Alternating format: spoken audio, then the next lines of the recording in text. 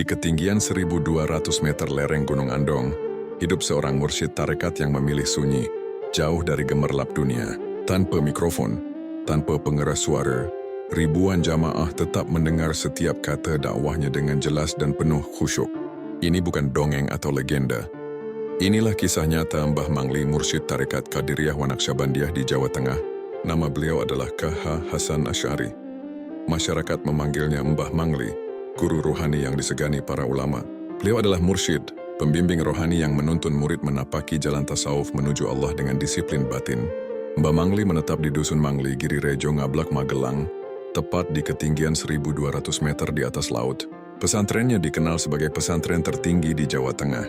Sederhana, sunyi, dan jauh dari hiruk-pikuk kota. Tahun 1999, beliau mendirikan pesantren Salafiyah berbasis tarekat dan tasawuf. Fokus pada pembinaan rohani mendalam. Jumlah santri mukim tak pernah lebih dari 41 orang. Simbol pembatasan agar pembinaan spiritual tetap maksimal. Tarekat Qadiriyah wa Naqsyabandiyah adalah gabungan dua tarekat besar yang berkembang luas di Nusantara. Qadiriyah mengajarkan zikir jahr, zikir yang dilantunkan untuk membersihkan hati dan menumbuhkan keberanian rohani. Naqsyabandiyah mengajarkan zikir khafi, zikir dalam hati, disertai muraqabah dan kesadaran penuh akan kehadiran Allah. Keduanya berpadu dalam TQN, menjadikan jalan zikir seimbang antara lahir dan batin, antara suara dan kesunyian. Sebagai mursyid, Mbah Mangli dikenal memiliki karomah yang diyakini sebagai anugerah bagi hamba yang ikhlas. Karomah Tayul Ard membuat beliau dipercaya mampu hadir di beberapa tempat dalam waktu yang sama. Saat mengaji di Mangli, beliau juga diyakini mengisi pengajian di kota lain, tanpa meninggalkan tempat asalnya. Puluhan ribu jamaah mendengar suaranya tanpa pengeras, sebuah tradisi yang hingga kini diteruskan oleh Gus Munir. Beliau juga memiliki kasyaf, mampu mengetahui niat tamu bahkan sebelum tamu itu menyampaikan maksud kedatangannya.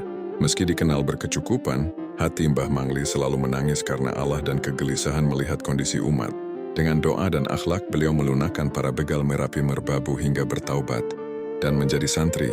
Wejangan beliau yang terkenal, apik ning menungsa, durung mesti apik ning Gusti.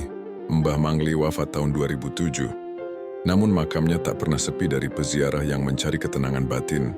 Gus Dur dikenal sering berziarah ke sini, menghormati seorang mursyid yang hidup dalam kesunyian dan keikhlasan. Dari lereng Gunung Andong, cahaya tasawuf itu terus menyinari hati mereka yang mencari jalan pulang kepada Allah.